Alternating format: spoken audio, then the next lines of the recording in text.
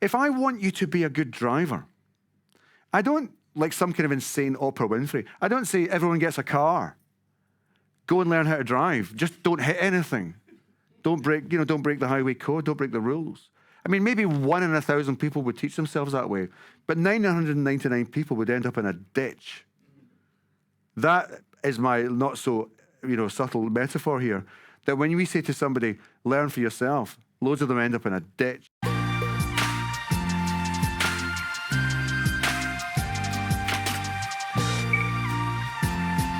My name's Glenn Fahey. I'm the Director of Education here at the CIS, the Centre for Independent Studies. As many of you may know, Australian classrooms are among the most disruptive and disorderly in the world. The OECD runs a disciplinary climate index based on a survey of results from 15-year-old students, and it's given us some fairly dismal results on that scorecard. In 2018, Australia ranked at 69 out of 76 school systems in the world, which ranked us mostly along with other mostly developing countries at that level, which for one of the most well-funded school systems in the world is a fairly disappointing result, I'm sure you can agree. But things have not improved since that time. In 2022, while there were only 37 countries surveyed in the more recent survey on the same questions, we ranked at 33 out of those 37.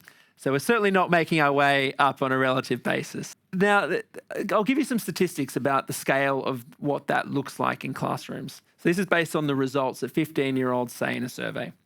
1 in 3 say that in most or every lesson, classmates don't listen to their teacher, and there's noise and disorder in most or every lesson. 1 in 4 say that in most or every lesson, the class is delayed from starting as a result of distractions, and largely this is associated with distractions due to digital devices in the classroom, something we'll pick up on a bit tonight. It won't surprise you that children in more disruptive classrooms perform more poorly. On the same data, it suggested that children are achieving around 9 months behind in their learning at the age of 15 when they're in disruptive classrooms. And that's after accounting for all the other factors that we know contribute to education outcomes. Some estimates say that around 20% of all possible learning time is lost to disruption. The tide is turning here in Australia. Late last year, you may be aware that the Australian Senate has an education committee that handed down a really important report into the disruption and disorder of Australian classrooms. And it recommended a number of key findings that we'll touch on a little bit tonight as well. We're very, very glad to welcome back to the CIS Tom Bennett. He's the author of many books on classroom management, has worked in nearly 1,000 schools in 15 countries, providing advice on the issues of behaviour. He's well known for his current role, which is as the School Behavioural Advisor to the UK government. Please welcome back to the CIS, Professor Tom Bennett. Tom, I wanted to help the audience get to know you a little bit and how it is that you came to be involved in behaviour and ultimately a behaviour czar, as it's been described. Thanks for that. That's deeply unhelpful. How does one not become involved in behaviour when one works in education?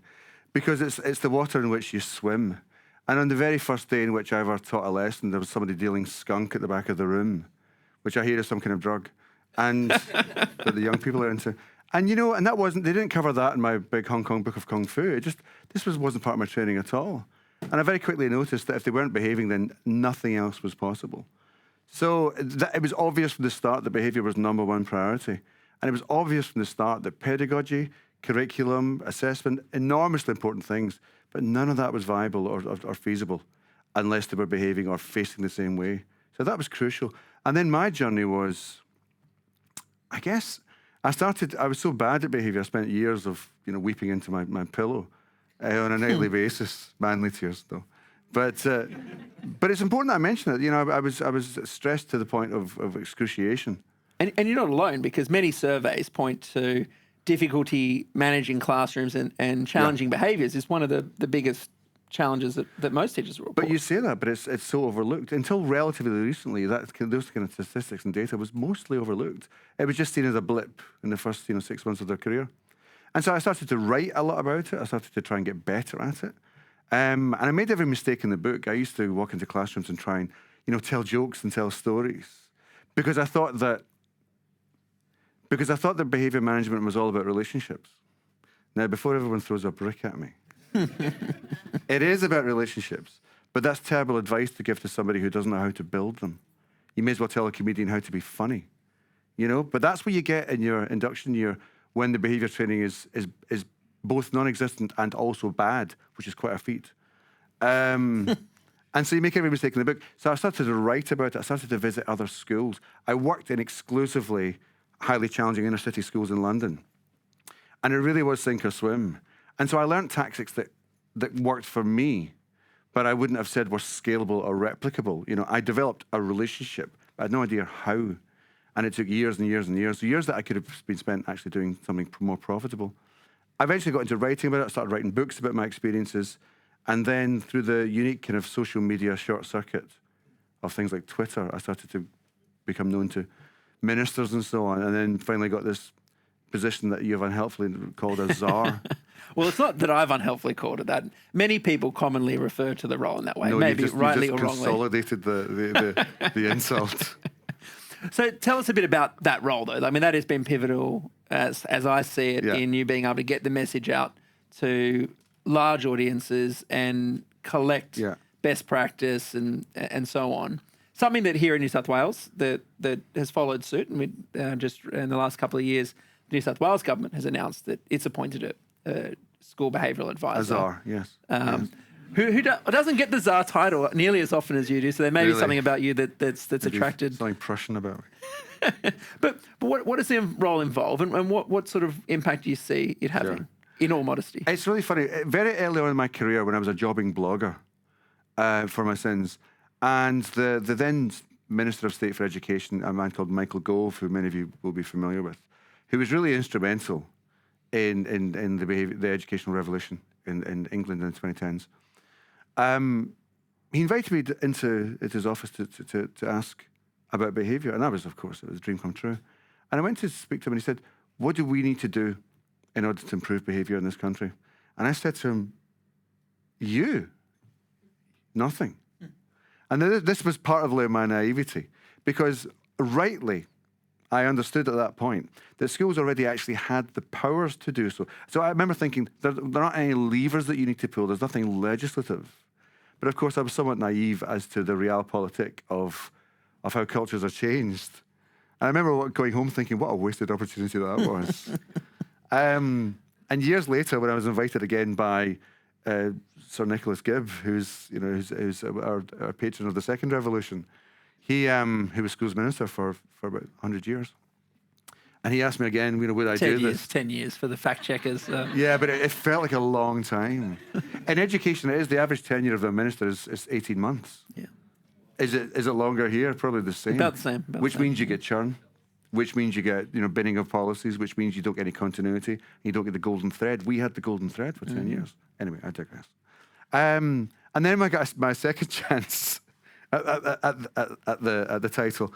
I was much more ready for what we needed to do. Okay, so in round two, what did you have to say? Well, round two, when I was finally crowned as a czar, which was unhelpfully the Guardian newspaper, so thanks for that. I said to them, well, first of all, we need to get new behaviour guidance out there. We need to be sending clear signals to schools about what you're entitled to do, what you're permitted to do, what is nonsense and what isn't. Because really the biggest problem, certainly in the UK, and I think in lots of other territories, even currently, is that it's dominated by dogma, by quack ideas, by ideology, by pseudoscience, and it's still dominated by kind of finger in the wind approaches towards behaviour. It's a bit like what William Goldman said about screenplays in Hollywood. Nobody knows anything, or nobody knew anything. In fact, people did know a lot, but it wasn't disseminated widely. And so one of the things we started to do was to try to really push back against the worst excesses of the academy, but also the culture which existed, the priesthood, the gatekeepers of education at that point, who were promulgating all kinds of odd, bizarre notions about behaviour. And so, for instance, the experience I got coming into education as a teacher, trainee teacher, was, to all intents and purposes, as high quality as anybody else's, and yet I learned nothing about behaviour in my teacher induction.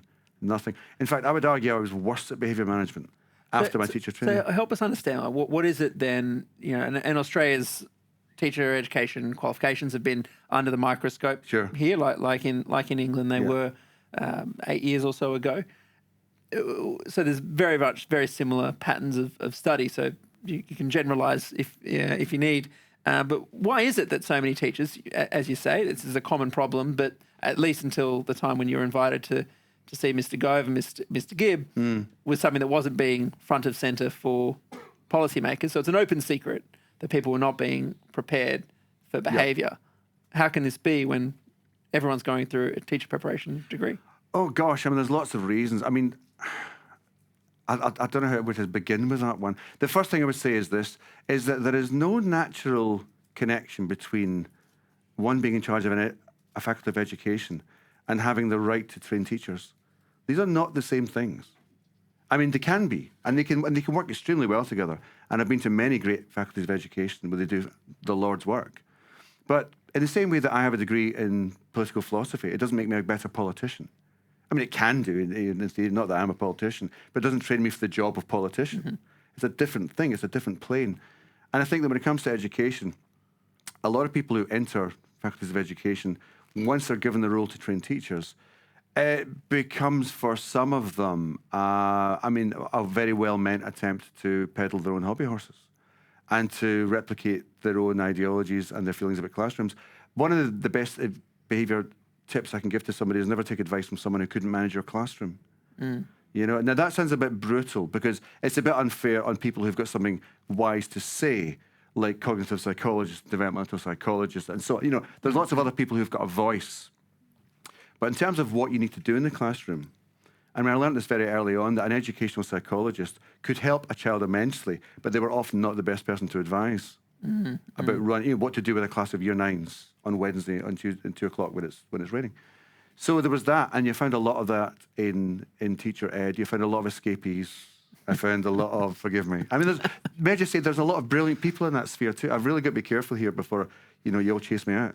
But there's also a lot of people who did it for a couple of years and then, you know, jogged off to the academia, like John Dewey, you know, or Alfie Cohen.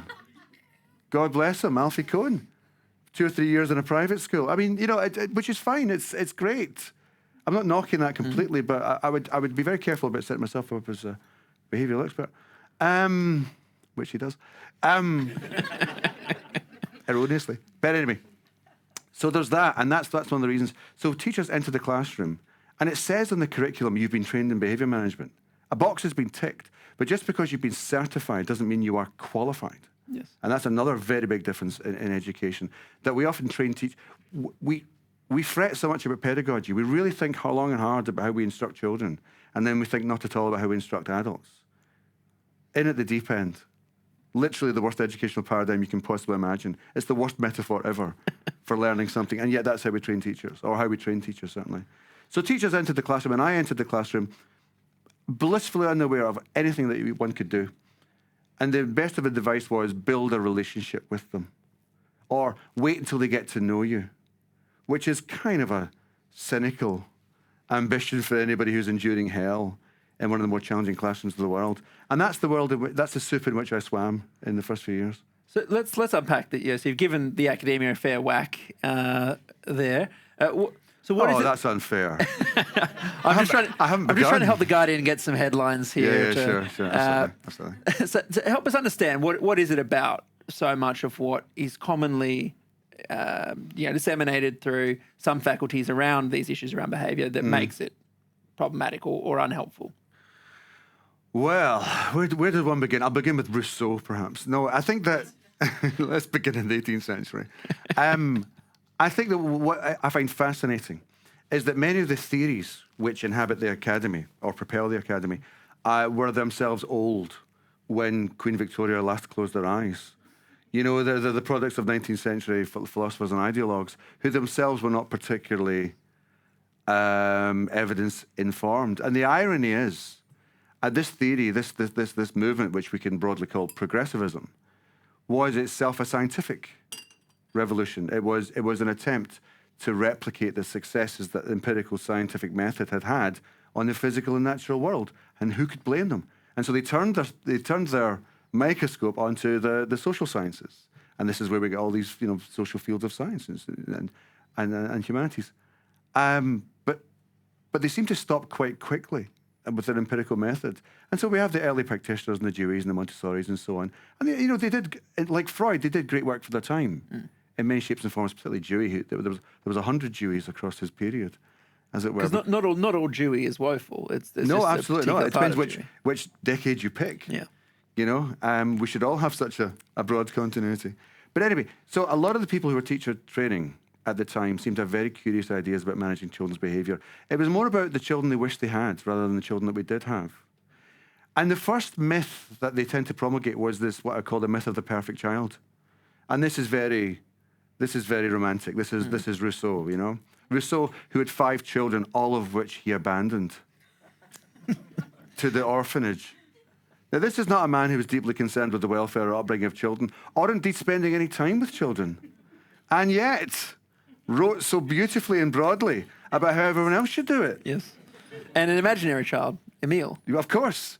So this really sets the tone for educational psychology for the next 100 years. This is how children should be. And so the myth of the perfect child is essentially this, and most people would be conversant with it, that society corrupts children, and children are born naturally good, and naturally curious, and naturally attentive, and self-learners and so on. Now, the work of titans like Professor John Sweller, who's here, can speak to the fact that children are naturally very curious. In their primary terms, they're curious about the environment, about social activities, and so on. But that doesn't take us into the types of learning that we often try and teach children, perhaps in a secondary or a tertiary school environment. So the myths that Rousseau promulgated were still alive and well in the 1990s, but 1980s, and the 2000s when I was beginning to be a teacher. Well, back to life almost. Like they were not necessarily prominent until in faculties. They sort of disappeared from the faculty. They were renewed to some extent, in the UK in the 60s and 70s. And they were given new life, and the creature stirred on the slab once more and lurched off into the night. Sorry, that's a terrible metaphor. But anyway, and that's the kind of stuff we were being taught. We were being taught things like that if they like you, they'll learn. Now, that's a strange thing to say to a new teacher, because then, of course, you're forced into the rather unhealthy objective of trying to make them like you. That is not the relationship you're looking for. And when I said earlier on that you just have to build a relationship with them, it took me years to realise that this was a problem of definition. We didn't even seem to understand what a relationship was. You can have good and bad relationships with people, toxic, familial, friendly, and otherwise. A relationship is how 2 or more people interact with one another, and how they view and value one another. Broadly and bluntly speaking, how 2 or more people treat one another behaviourally and how they view one another. That's a social relationship.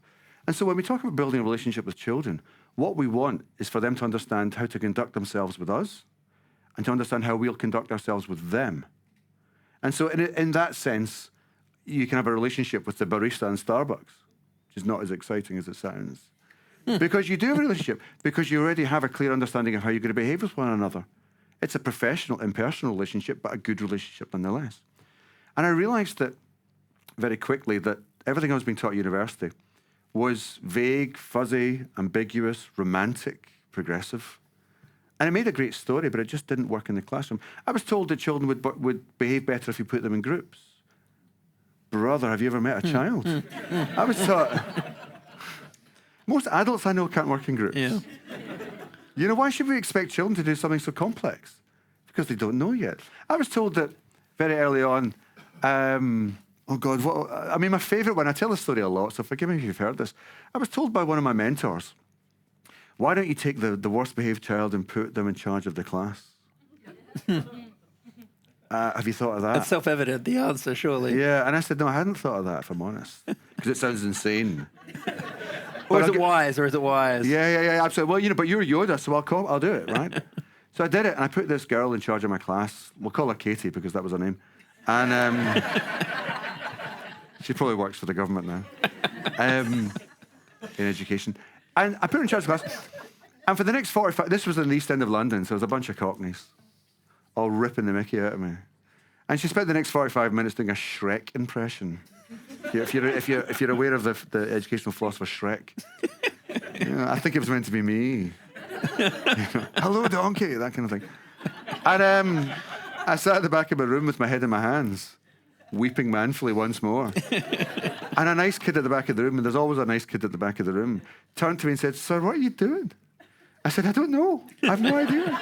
I had no idea. It was finger in the wind. It was, who knows, let's try it and see. Let's run gaily through the fields and see what works. And when I turned to my mentor afterwards, and he said, "Did that work? How did that go?" And I said, "Not well, if I'm honest. Well, won't be doing that again." And I said, what happened when you did it? And he said, "Oh, I've never done it." Let's not train heart surgeons like that, eh? Yeah, that's right. Airline pilots. But here we are in education where anybody can say anything and it's fine. And behaviour was one of the worst fields. It was one of the worst fields for that. I was told if the lessons were relevant, the kids would learn. Relevant. What does that mean? Well, to a 6-year-old, like what? Yeah, how do you exactly. make it relevant? You know, so I mean, I mean, the idea of relevance also ties in with the idea of a fun lesson. It's completely anathema to what education should be about. We're trying to bring the universe to them. I don't want to serve up merely what pleases them. I don't want to serve up merely what's immediately interesting to them, because then we teach children not to do anything that doesn't interest them or is hard. That disempowers them enormously. We're looking for better than that. This is why we have rich tasks, though. Well, yes, absolutely. So behaviourally speaking, I was filled with nonsense. I spent an entire afternoon in my teacher training being told how to make a PowerPoint. I mean, this was not the best use of my time. The year of our Lord 2002. This is not a good... So things like that. And there was a lot of teacher blaming. People would say, well, you know, if your lesson was well planned, they'll behave. Ladies and gentlemen, what a lie that is. You could have Pope Francis coming in and doing the plenary. You could have dancing bears and holograms. Beyonce and Taylor Swift could do the feedback session. And if the kids don't want to learn, they won't be learning that day. Thank you very much. So it was nonsense. And I just remember thinking how paltry. It took me years to even realise how paltry it was. I thought I was bad. I mean, I probably was. But not because of me. I was bad because of my training rather than despite it. Kat asks us really on this topic around teacher preparation and what would be good behaviour topics that a trainee teacher in those early years, even before entering the classroom, what do they need to know? Well, first of all, I'd like to say that some people say we only use 10% of our brains. I say we only use 10% of our hearts, Glenn. That's a joke. I laugh, it's okay. That's a Wedding Crashers analogy. I would say that when it comes to behaviour management, I won't do that again, just mental knowledge. Doesn't fly in Sydney. What they should be taught. Yes. Okay, so first of all, I would teach them, I mean, this is really getting into the nuts and bolts of what good behaviour management is.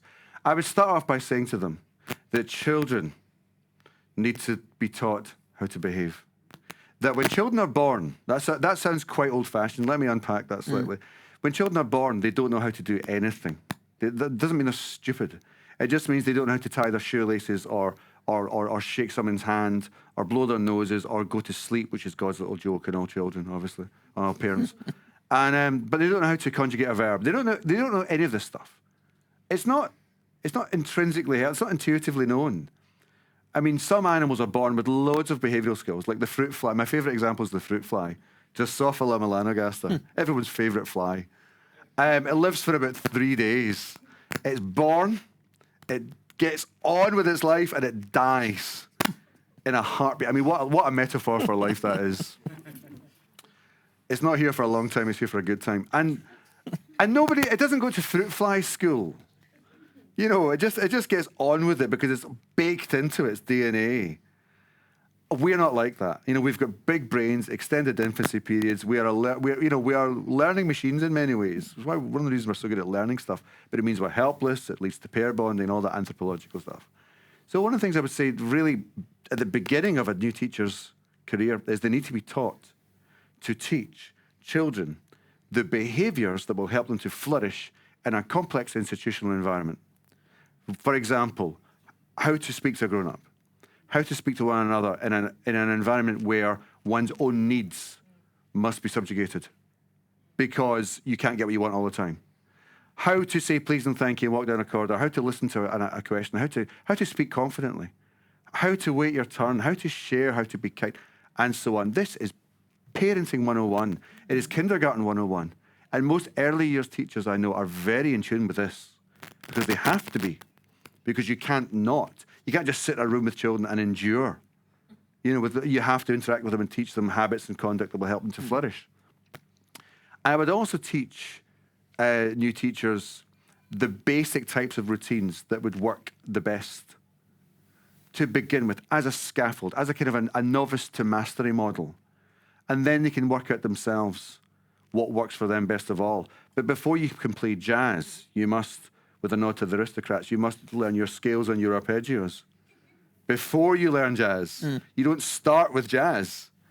And I think that we acknowledge this in all forms of education pedagogically, but we forget about it in terms of what I call the behaviour curriculum. So we teach children how to succeed. And again, that's probably the thing it comes back to. The reason we want them to behave isn't because we like to dominate and tyrannize children. We want them to behave because we love them. We want them to be successful in a school environment. And if we don't do this, then the children who come from fortunate socio-economic circumstances will come to school loaded up with social skills that help them to succeed. And the children who come from less fortunate circumstances or childhoods dominated by trauma, neglect, lack and abuse, those children come to school with different behavioural habits. And their habits are, of course, learned habits, and they are learned habits entirely natural to the environment in which they find themselves. They are reacting to the stimulus of the environment. They learn habits that help them, to their mind, cope, however suboptimally. So a child who comes from an environment where they're beaten on a daily basis will potentially could learn the habit of running away, playing truant, being obnoxious, fighting back, being a people pleaser, being a clown, or none of these things because children aren't machines. But when it comes to probabilities, the house usually wins. And children who are exposed to these risk factors will come into school bristling with antisocial behaviour habits, which correlates very strongly, not causes, but correlates very strongly with the development of habits which lead to lack of later life success. These factors are all probabilistic rather than deterministic, rather than causal. And because of this, we know where the disadvantage gap comes from. We know this. The reason why some children do better in schools than others is, broadly speaking, how they behave in school. That behaviour is not invented on the spot by them. It is a product of their circumstances, obviously in conjunction with their genetics, but I can't do anything about genes, so I don't care. What I care about is the environment that we provide children with. And we can provide children with an environment where it's much more likely that they learn the habits that help them to succeed at school. So there's a lot to unpack in that, but particularly for those I've got all night. We don't have all night. You may not have, I do. For the fact checkers, we don't have all night. Yeah. For to help, particularly for those who have not been in a classroom for a while, I've highlighted like some me. of the. Well, that's right. If we're thinking about how do we understand what a classroom looks like today, and especially with the kind of statistics I mentioned at the beginning, and the disruption disorder that's common in an Australian classroom. Yeah. What does that look like? What's the experience of students, of teachers in this sort of environment? It's row after row of well-behaved children doing their best, Glenn. But in some sense, not at all. I tell you what it's not. It's not one of these lovely diagrams of the 21st century classroom where children are in learning pods, sharing ideas with one another in some kind of carousel rotation, and then doing Mexican waves and so on. Like a Google Workplace. Yeah, absolutely. In their thinky pads and their beanbags and so on. It's not that at all. I mean, this is hell for a child. This is hell for a child from a chaotic background because you're guaranteeing they won't learn much at all. What schools are like obviously the school estate is enormous and vast and broad. It's mean and petty to characterise it in a simplistic way. But I'll tell you what it can be like. Perhaps that's an easier way to address that. What it can be like is an environment where children enter the classroom with A, their own definition of what good behaviour means, B, their own values, C, their own habits, their own desires, their own inclinations. These are objects of agency. And they may not necessarily have the desires, the inclination, and the habits that will help them to behave well in your classroom. It takes an enormous amount of socialisation and social contract and agreement between one another for us to behave in a way in which things can be civil. We could not do this if everybody wasn't doing this. There's 50, 100 people here. And the level of what's sometimes called regulation or self-restraint which is required for me to be able to speak to you is enormous. Are you familiar with the works of Paul Hogan, the comedian? Is that somebody that rings a bell? He basically represented Australia to us when I was a child, right? That's what we thought Australia was like. And you remember the groundbreaking art house films called Crocodile Dundee that he used to do? And there's one part, I'm so sorry, this isn't just because I'm here, I use this analogy all the time. Is he in the room? And yeah, that's not a school, this is a school. Sorry. Scratch, cut that. And there's a point when, you know the shtick. He's like the innocent from the bush, and he's brought to Manhattan, and he's like, oh, fish out of water, and hilarity ensues. And he looks down Fifth Avenue or Madison Avenue or something. The teeming hordes of humanity are streaming towards him. And he turns to Linda Kowalski. That's her, isn't it? Yeah, got it. It's all coming back. Sorry, younger members of the audience may wish to turn away for a minute or two. And he says, I won't do the accent, but I do when I'm in England. He says, wow, there's lots of people here. And Linda Kowalski says, yeah, there's like 9 million people in Greater Manhattan at rush hour. And he says, 9 million people, they must all really get on with each other. Now, exactly. That's about as big a joke as I've ever got. But he's right. My point is that he's right. That if we exist in an environment like this, we have to all really get on with each other. And when I go hill walking in the Highlands, as I do, and you're walking along the glen with your staff like Gandalf, and you see somebody across the glen, and you go, hello there! How are you? Oh, it's lovely weather. And you talk for about like half an hour, like a shop assistant during lockdown. And then, do you remember those long conversations? But when you see somebody, when you're on the tube, if you've ever had the pleasure of being on the tube in London, it's a rite of passage, and you've got your face in somebody's armpit, you don't say a word to them for an hour. It's the oddest thing. We need to really learn loads of social protocols to endure, and the classroom teacher needs to learn that that's the first thing you need to get busy with. And my emphasis would be, here's some great things to do, just do them. Mm-hmm.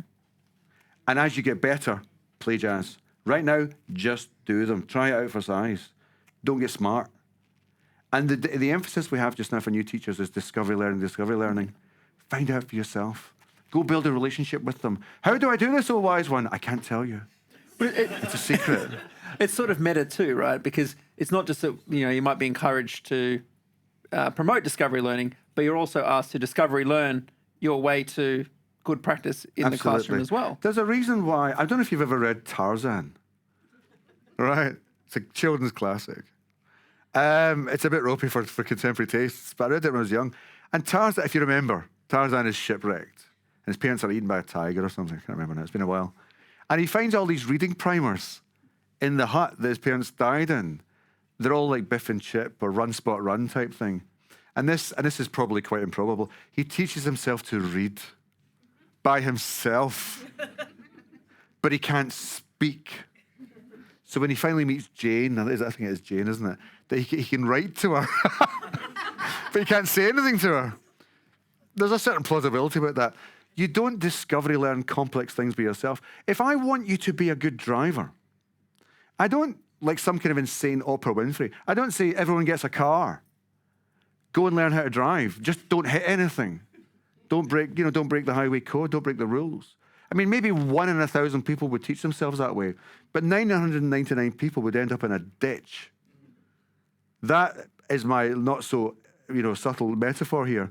That when we say to somebody, learn for yourself, loads of them end up in a ditch. If I want someone to drive sensibly and well and safely, if I want them to be a well-behaved driver, I teach them how to drive.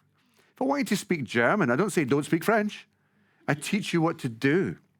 If I want you to be an effective, high-functioning member of a complex community, I teach you how to be a member of that. I tell you what you do. And what you do are often quite mundane building bricks, like this is how you say please and thank you. This is how you hold a knife and fork, or a pair of chopsticks, or use your fingers, or use a leaf, or whatever. You learn it from your community.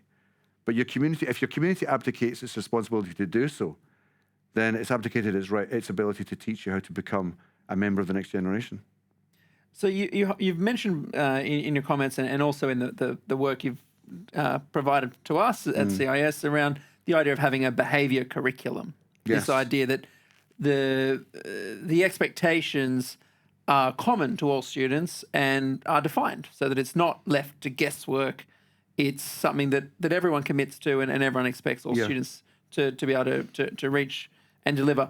What does this look like in practice? What are the sorts of things that get codified in a behaviour curriculum, and how does that get implemented? I mean, I'm glad you used the word practice there, because if it doesn't work in the practical world, it's worthless for somebody in a practical environment, which is why I rail and rage about the number of teachers whom in their induction year have to read things like Pedagogy of the Oppressed by Paulo Freire, one of your favourites, I know. Big fan.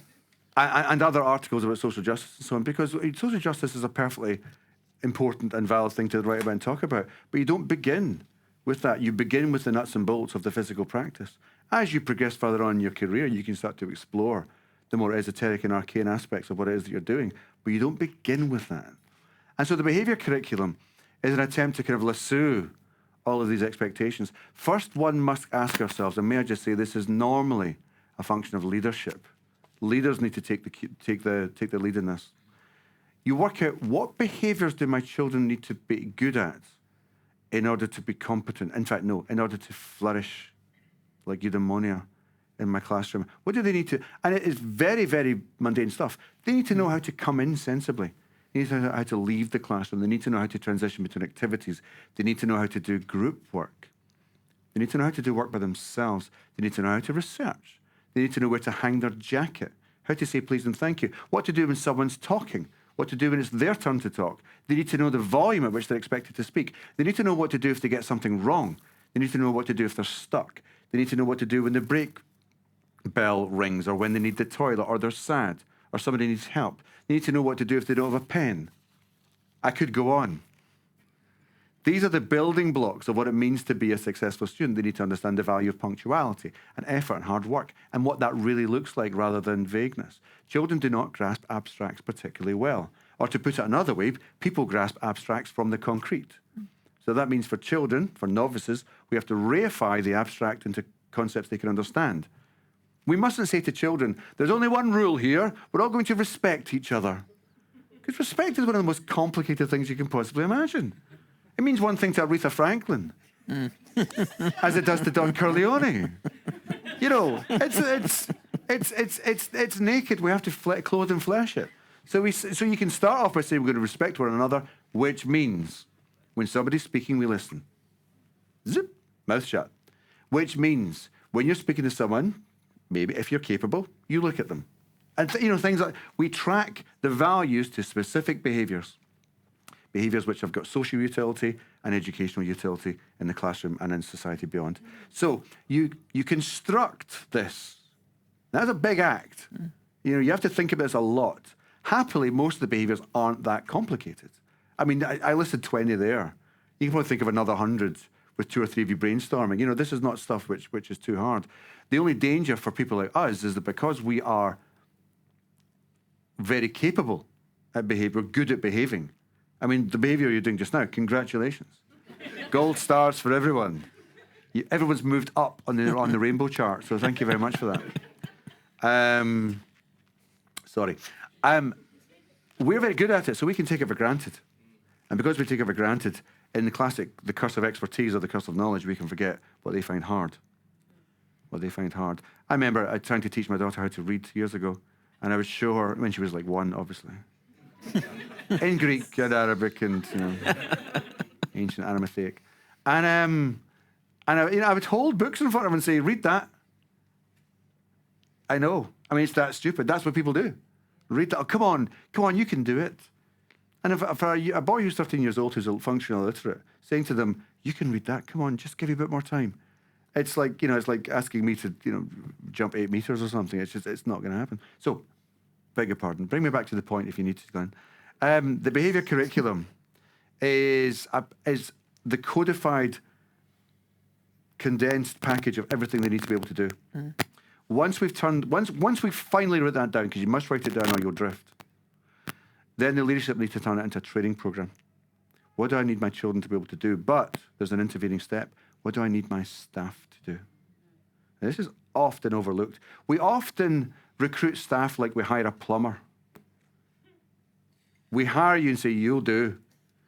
I reckon you're competent at this. Here's my problem. I need you to fix that. that's normally because most people, perhaps present company excluded, aren't normally at a high level of competence when it comes to plumbing.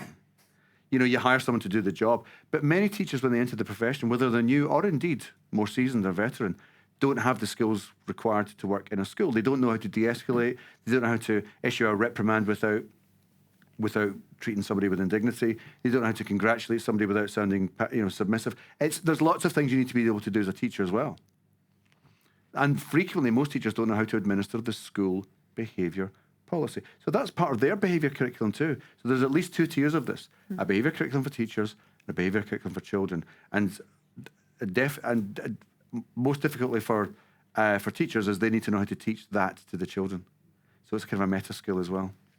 We're often told in education that, of course, that children are all individual learners, and they've got to learn their own unique way. Right? Indeed.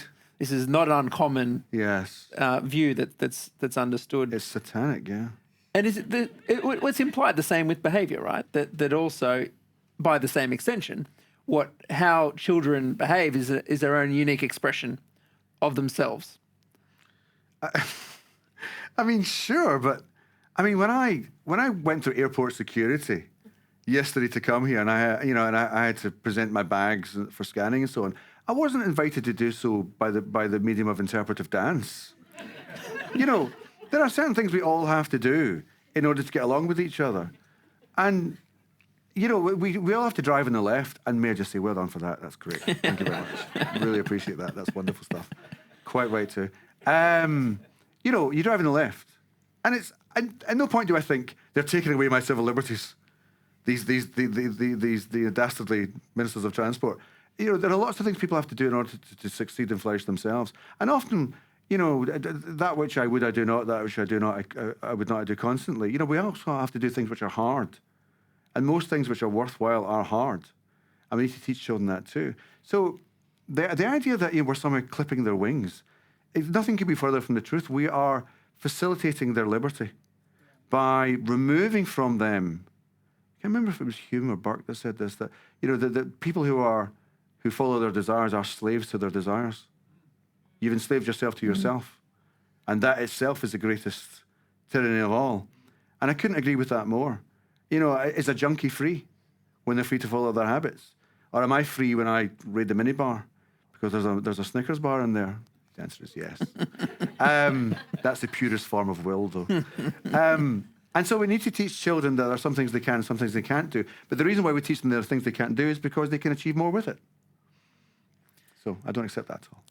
Well, I'm glad that you reject that. Yeah, sure. It was loaded a particular way. Indeed. I'd be surprised if you agreed with that, Glenn, to be honest.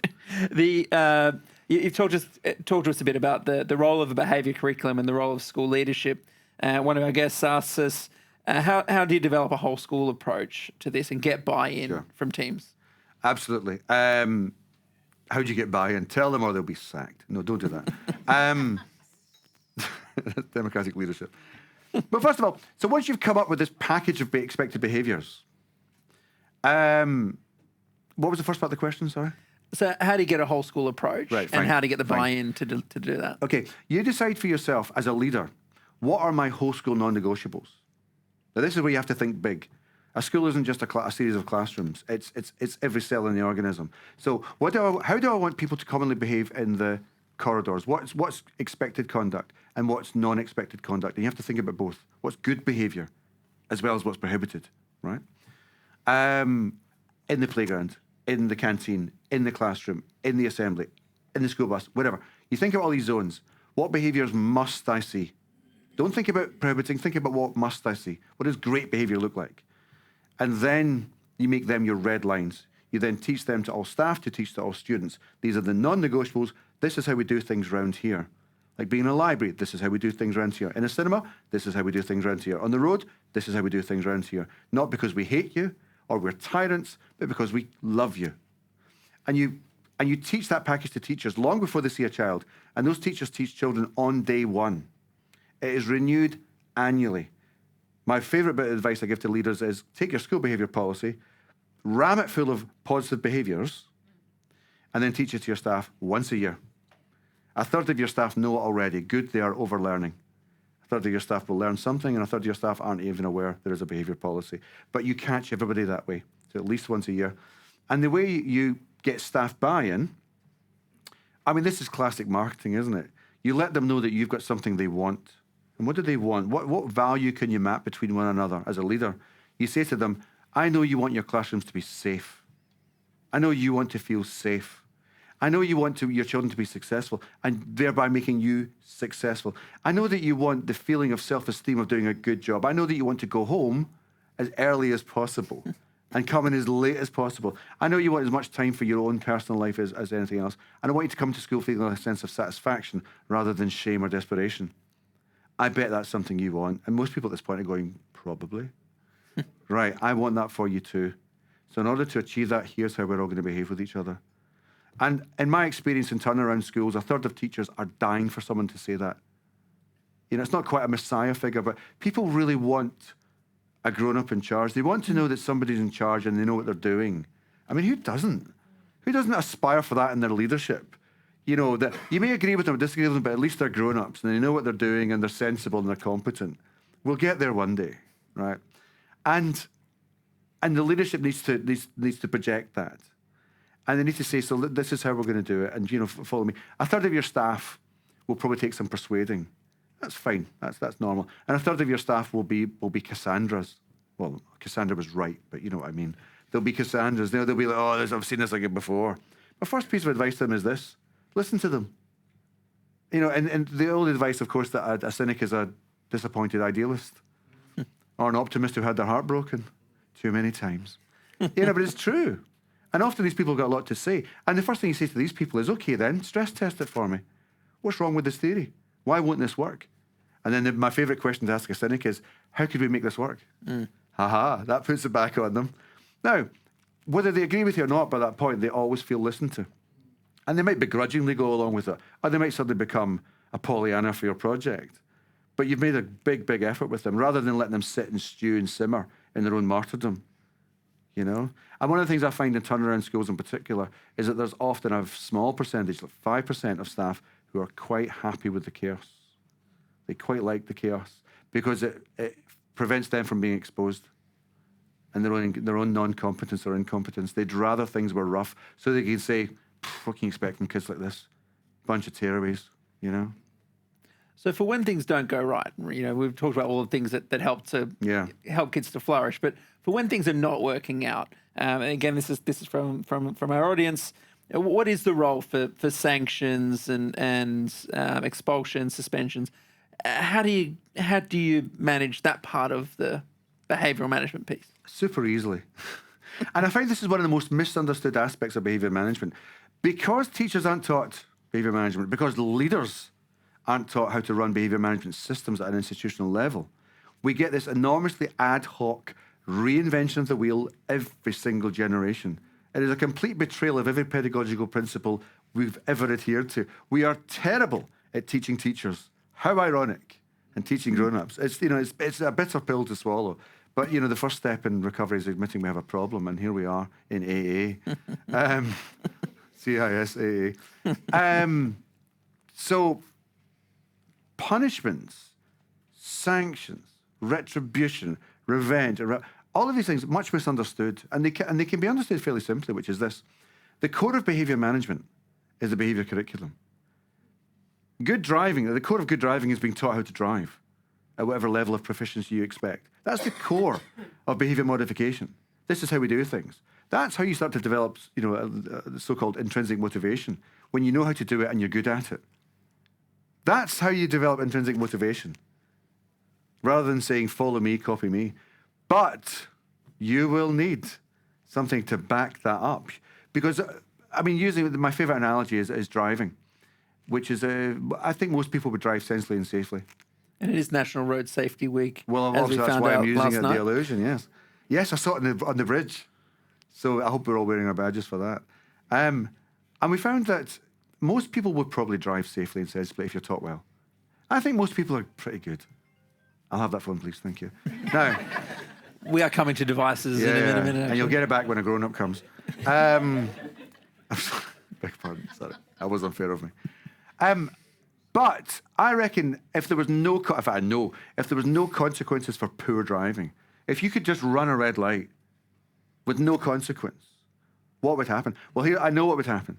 About 5% of people would run red lights, which means that everybody would have to live in fear and chaos because the roads would be chaotic.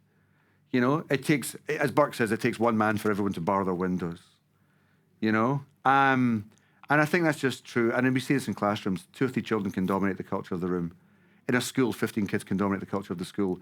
If there is no contradiction to their desires, children will do what they want until someone says, stop.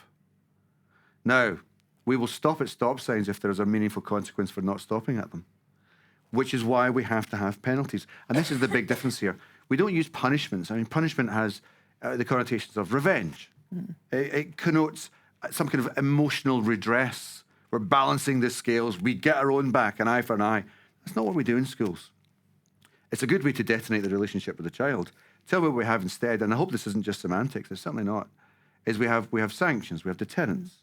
The deterrents have got a long and fairly effective case history. There's a reason why people don't park outside of Sydney Opera House. And it's not because they're well-meaning. There's a reason why people don't park outside Buckingham Palace.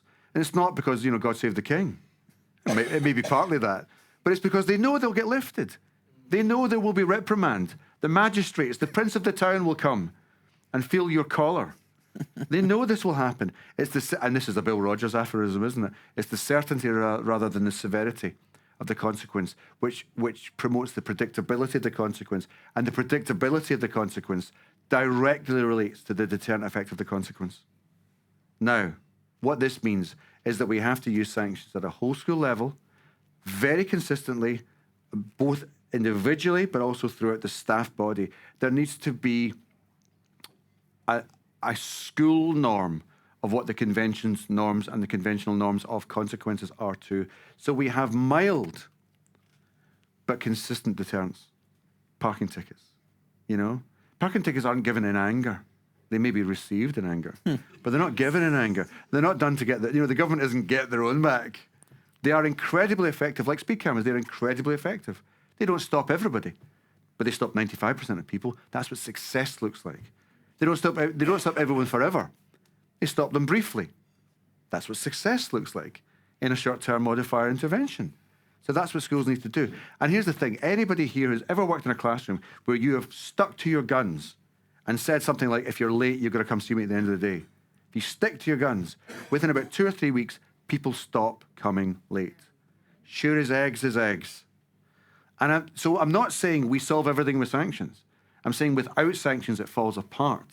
It is the backstop to the behaviour curriculum, which is the core of what we do. It is a bulwark. But if you take away sanctions, as we frequently do in schools, we remove the boundaries of consequence. And we say, welcome to the land of do as you please. I hope you're good. I hope you do the right thing. And if you don't, I'll ask you again. No society has ever endured with such a timid and an infantile ideology. There has never been a community which existed in that sense.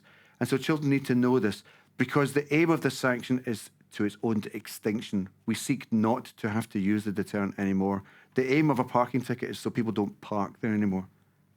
So how do we deal with the case, and again, it's from our audience, how do we deal with the case of repeated students that have got repeated behaviour? No. And showing like lack of contrition, and it is disruptive to their peers, and there's sort of nothing working. Yeah. Is restorative justice, does it solve all? Well, I'm glad you mentioned restorative justice, Glenn, because I've got a thing or two to say about that. If somebody persists in their misbehaviour, I mean, let's look at this room. Why not? Well-dressed, lovely, elegant people. If somebody in this room were at the back shouting, "This is nonsense," maybe it is. I couldn't do this, and none of us could participate in such. It would be dominated by that one sound, like a dripping tap in a hotel room, which may or may not be my current experience. And so what would happen? If somebody started to do that, what would you do? We'd probably ask them politely, wouldn't we? You know, please stop doing that. We might appeal to the reason. And then the polis would start to respond. There'd probably be group pressure. Please stop doing that. And then finally we'd say, if you don't do that, we're going to have to ask you to leave. And what would we do after that? We'd probably ask them to leave. So it's a stepped intervention. We wouldn't start off by, getting a sniper on them. We would. I hope not. I don't know. It's the CIS. It's quite murky. These shadowy CIS, not CIA. Just sorry, yeah. Shadowy think tanks. So that's what we would do. So if a child's like that in school, we start off by saying, please don't do that. I'll give you, and we would start with teaching the behaviour curriculum. We would teach them why it matters. We would teach them that we care about you. We love you in kind of agape sense, that professional love. We want you to succeed. For some children, that goes a long way. And for children from chaotic home environments, that goes a long, long way, but it takes a long time to reach them. So you might have to persist. You have pastoral conversations with them. You exit them from the classroom occasionally because other children matter too. No child's needs should predominate over the others. No one child should be a tyrant over the others. The rest of the class is not a life support system for one child. And if I hear about my child being in a school where somebody's been bullying and abusive, but they're kept in the classroom because it's the best place for them, I think, what about the 29 other kids? When did they stop mattering?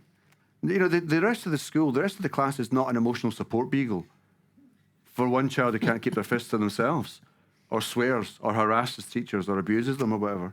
So you have a graduation scale, a ladder of escalation, which will include sanctions, which are increased incrementally. There'll be a tariff, but alongside that, there will also be, especially for recidivists, there'll be a pastoral intervention. What's going on here? There'll be daily conversations. They'll be put on report. Parents will be involved. Third-party agencies will be involved. You'll have daily conversations where they're told, we care about you. You matter to us. But this isn't working. So what you can sometimes do is you can have, as an intervention, an internal inclusion unit. Many schools have got something like this, a school within a school. It's not a punishment. It's an intervention to prevent punishment, sorry. It's not a sanction. It's an intervention to prevent a further sanction. But if that fails, then you move to the sanction. And eventually you have to acknowledge one simple fact, which is not spoken of often enough in schools, which is this: schools are not magic. We can't work magic with children. We can't save them. Saving is the wrong word. We can't fix them. We can't fix it. You can have a team of psychologists and psychotherapists and social workers, and some people will still fall off the edge. If we could somehow magically, therapeutically unpick and solve and restitch the stitches in a child's life, then the prisons would be empty and all people would be good. We can do a huge amount. We can move mountains. We can make miracles happen. And I absolutely believe that 98% of children, we can absolutely get on board. And we can do it in school. I really believe that. I'm very optimistic about that. I've seen it happen. I've seen the promised land. I've seen Catherine's school. But hundreds of schools like it. There's other different types of doing it. But eventually, for some children, it comes to the end of the road, and we say, we can't do this. We can't do this with you here. And it might be that you have to go to specialist provision, where the staff ratios are higher, where the training is more appropriate for somebody with extraordinary levels of behavioural difficulties. And that, may I just say, that might be the best thing.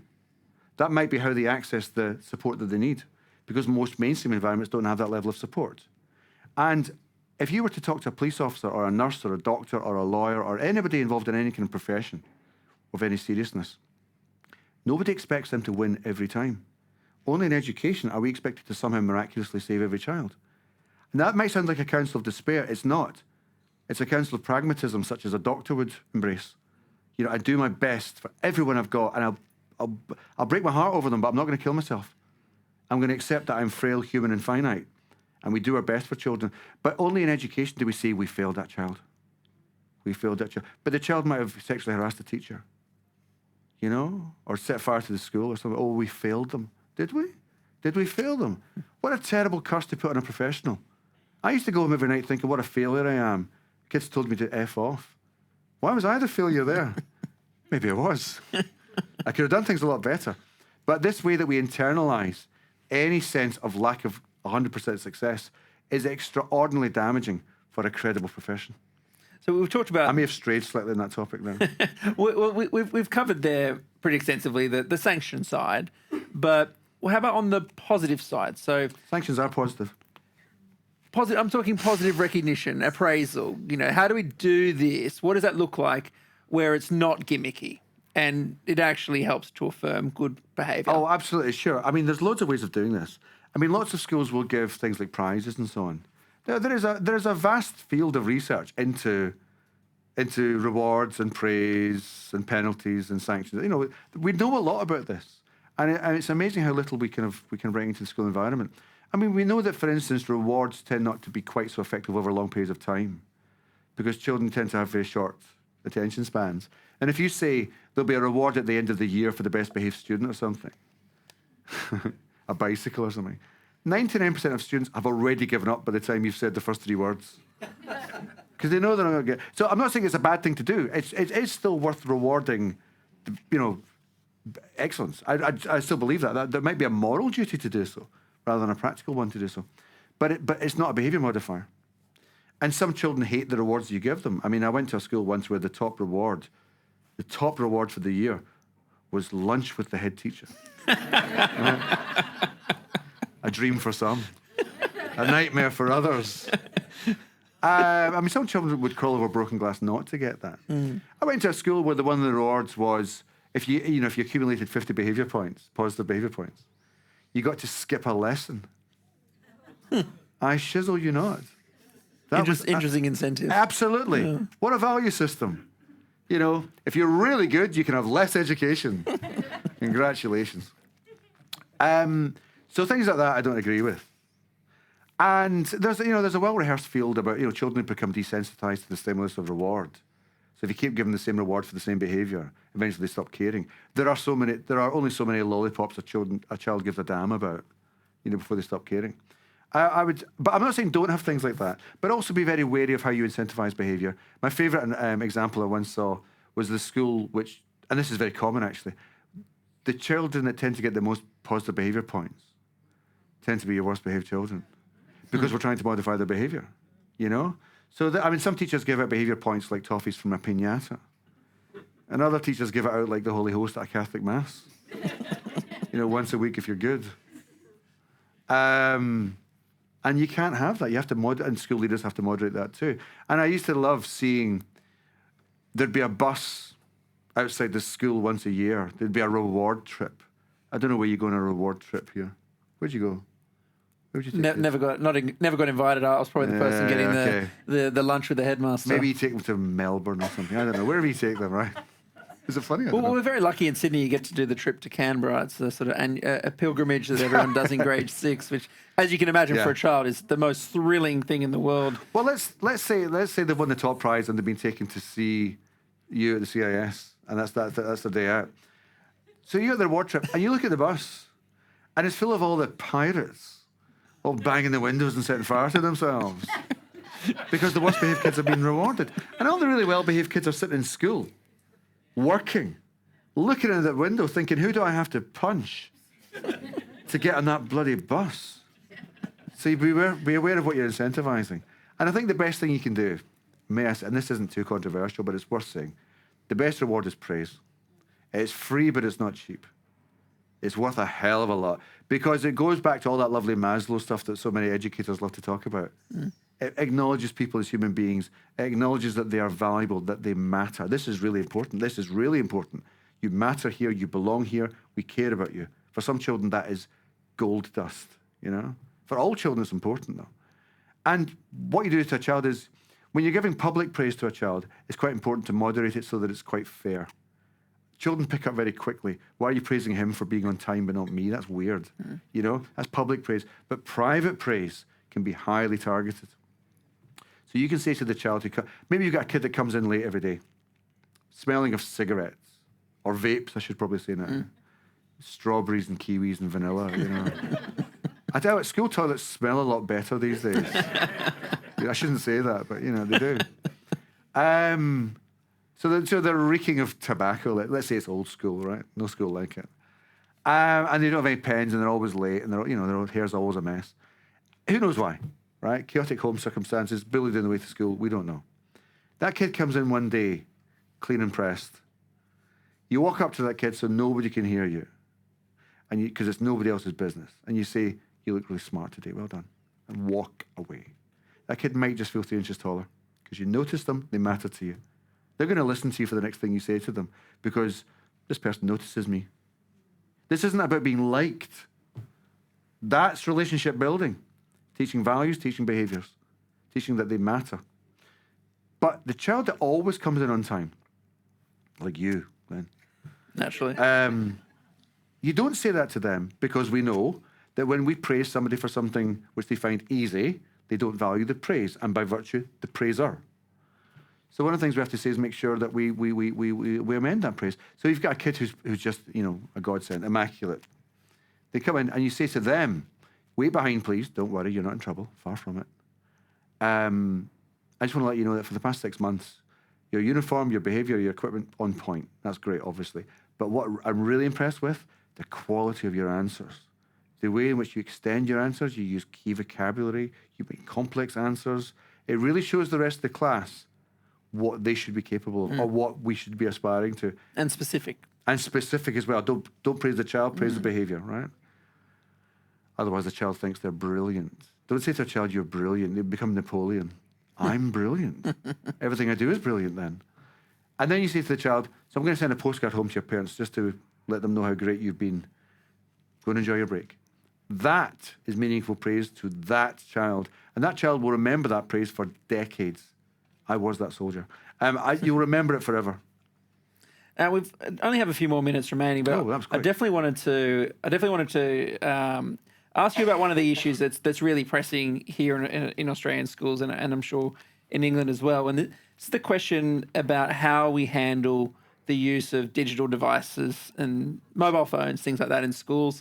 And a particular example that's been in the press recently is around a school called Sydney Grammar that has effectively banned most of this and rarely uses devices at all on school grounds. But what do you recommend to schools in this area? Isn't it telling that the fact that Sydney Grammar have pretty much banned laptops is in the news?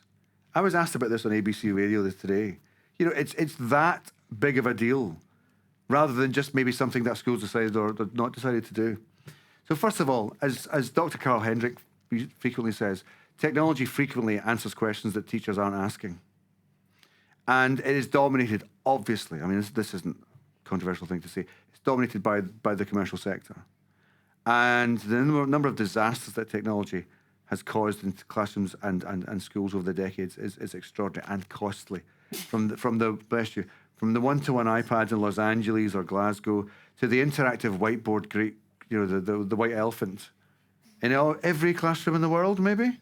It's got an interactive whiteboard. I'm not knocking them, they're great. I mean, you can use them brilliantly, but I never needed one.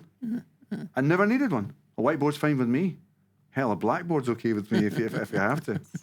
And, I mean, some people are great at using them, and that's fine.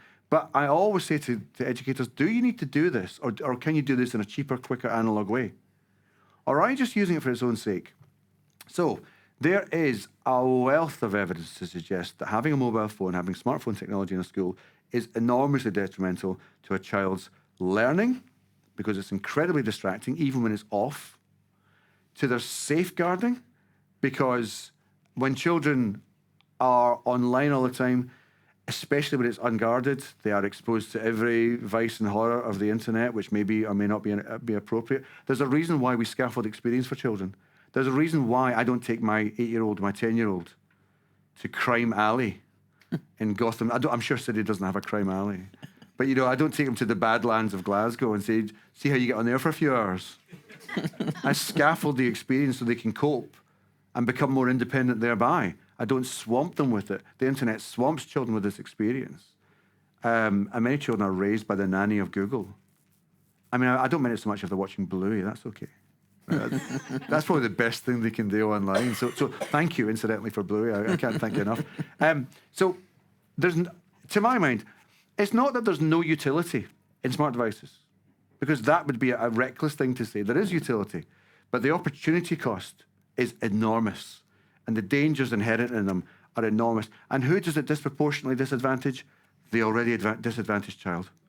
The child with learning needs, the child with behavioural chaos in their own life, the child with disruption, the child who has the least ability to pay attention, children with ADHD, children with SAMH. These are the ones that suffer the most, all because we think it's neat to allow phones and smartphones in the classrooms. Ban them. I don't know if I can make that any clearer. Ban them from schools. Maybe as children get older, and I mean like much older, like 15 plus, you could start thinking of some kind of integration program. But I urge any school or anybody from schools listening to be very careful about this one thing. Think about what you are habituating children into. Are you expecting children to do their work online? Are you expecting their children to be allowing them access, their parents to be allowing them access to smart devices? At what point do you think it's the parents' decision to allow that to happen, or is it the school's decision to make it happen? Do we want children at the age of 8 thinking it's normal to sit in front of a laptop for hours? I don't. And that may mark me as some kind of arch ultra traditionalist, but I don't think so. I think the evidence is piling up now that access to the internet and so on is to be treated in very small quantities for children. It is not a healthy place for them to be. We are seeing an explosion in mental health problems worldwide. There must be a phenomenon which is connected to it. I have to get you effectively on a similar question that's come from our audience as well. This is what advice do you give for policymakers helping to navigate this issue that has come up a lot more in more recent years around mental health, around student well-being, when there's often a limited evidence base, but a lot of goodwill? What's the advice you give to educators, policymakers in this area? If we will remind ourselves briefly what the road to hell is paved with, good intentions. And then here's the thing. Everybody in education has good intentions. And if everybody has them, then it's a common currency. And nobody can trump anyone else because of them. And I get some people I see a lot of people in education with "be kind" in their biographies. And they really, really think, I'm the kindest person here. I care more than anyone else. And they think that somehow gives them an advantage. So here's what I would say. I chaired a panel for the Department of Education several years ago. We rewrote the advice to schools on how to optimize mental health in schools for staff and students alike. It's a gripping read. It's downloadable for free, but it's still there. Hasn't been rewritten yet. And we found a few things, and this will not surprise you. Number one, schools are not very good at diagnosing and treating mental health problems. Fancy that. It's almost as if it's a skilled clinician's role. And I would no more diagnose, feeling sad from manic depression or paranoid schizophrenia than I would diagnose a headache versus a brain tumor. It's a specialist skill. We can look out for warning signs like headaches and so on, or behaviour. But unless you have the skills, which some of you may do, it's well-meant mental health interventions are very, very dangerous. Again, there's a lot of evidence to suggest that amateur mental health interventions are as dangerous in their own way as amateur physical health interventions, trepanning and bloodletting and so on. Positive mental health activities. Some of you may remember the positive mental health activities used by people like Norman Vincent Peale, the power of positive thinking, where people who were sad were encouraged to look in the mirror and say to themselves on a daily basis, you are a strong, happy, confident, good-looking individual. You go for it. You kill him. Killer. Now, if you're manic depressive and you're in the downturn of your cycle, that makes you want to fling yourself off something high. And I say that with no cynicism whatsoever. It makes you worse.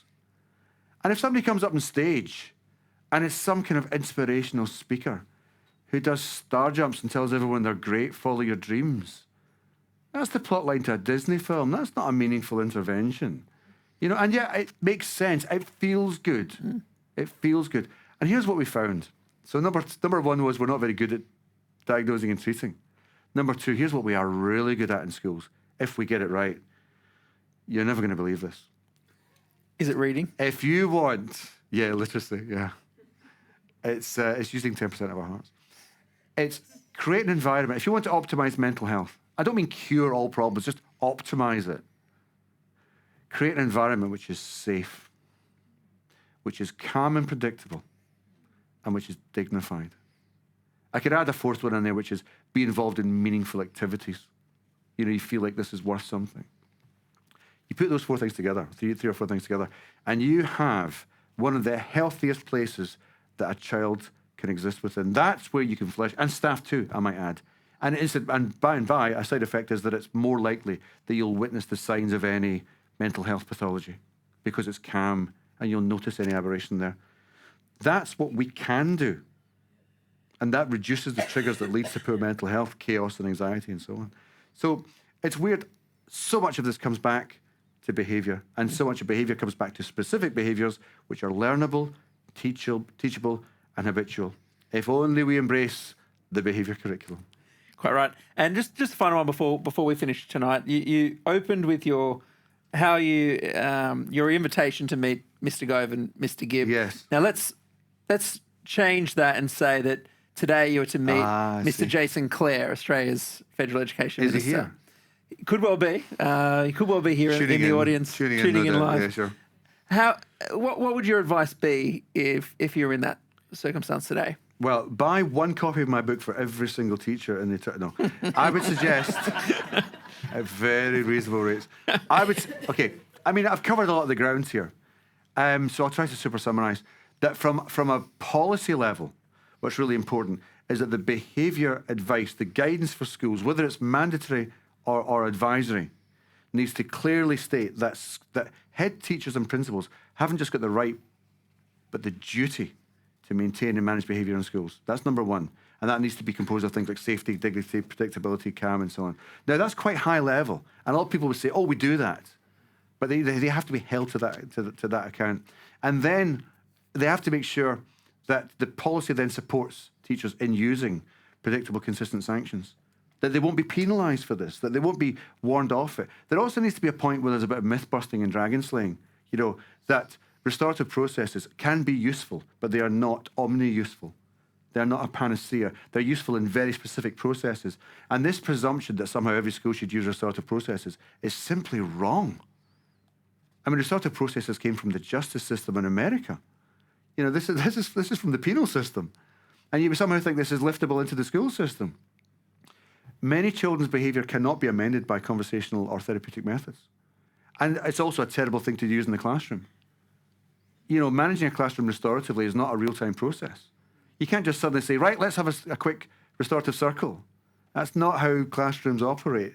And only a non-teacher could come up with that, who hasn't met a child. So, sorry, back to the point. So I would mandate some things. I would allow them to do certain things like sanction and penalise, but say when not to do it as well.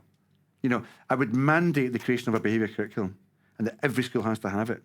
I would then mandate a training programme attached to that. I would then mandate some kind of inspection process or some kind of process whereby the school was held accountable that they had to have this. It had to be trained. Every staff member had to know it. The students had to be able to recite what the school behaviour expectations are. And that then had to be observed by some kind of third-party external observer. So I would mandate all of that. That's why they call you a tsar. There's a lot of mandating there. By fiat. I wish I had the power. And that's where I would start. I would also have an exclusions guidance. I would probably create some kind of peer-to-peer school support network whereby schools that were already exemplary of this were coaching leaders in doing it as well, which is similar to what we've done in the UK with the Behaviour Hubs project, because it's very much a hands-on thing. People need to see it happening. And there are great schools out there. They should be allowed to disseminate their practice more broadly. I would probably create online resources which people could access and look at. And I would probably what I would definitely do is I would rebuild from scratch teacher training and leadership training. And I would make sure that it was brutally focused with a laser sharp precision on practice, not ideology. Ladies and gentlemen, thank you all for being so well behaved. Yes. Well done everyone.